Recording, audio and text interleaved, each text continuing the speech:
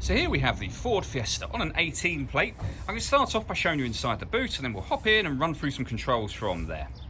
As we approach the back of the car, you'll see we have reversing sensors, plenty of boot space as well, along with that 60/40 split folding rear seat should you wish to increase this space even further. Okay, now that we're inside the car, we're going to start with the dials. On the left-hand side, we have the rev counter, and on the right-hand side, the speedometer. In the middle at the bottom, we have the fuel gauge and coolant temperature gauge, and above that, you can see the total miles for this car, which are 14,161.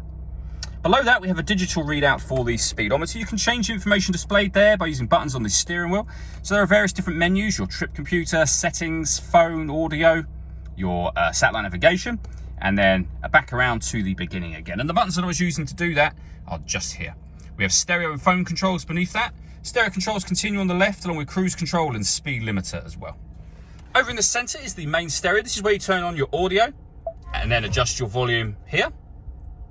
Once you turn the audio on, you'll be able to see the different ways in which you can listen to music. So AM, FM and DAB radio, as well as Bluetooth audio.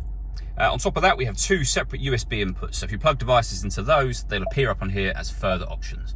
You'll also have noticed this car's got satellite navigation. There's a full video that shows how this works on our website and on our YouTube channel. And then this is where you pair your phone for the car. Search for your vehicle on your device and select it once it is found. And then just follow the instructions from there. And then you can get back to the home screen anytime you want. We have the main volume for the stereo. Then working our way down, we have the fan speed. Just here, we have the air conditioning. So you can determine the temperature. Turn the air conditioning off or on from here. This button will put it into auto.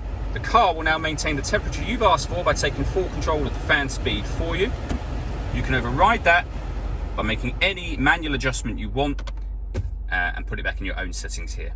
With a rear heated screen and a proper heated front screen, a 12-volt charging socket and USB input. We then have a 6-speed manual gearbox and these buttons down here. So you can turn the parking sensors on and off. You can turn the stop and start on and off. You can put the car in eco mode.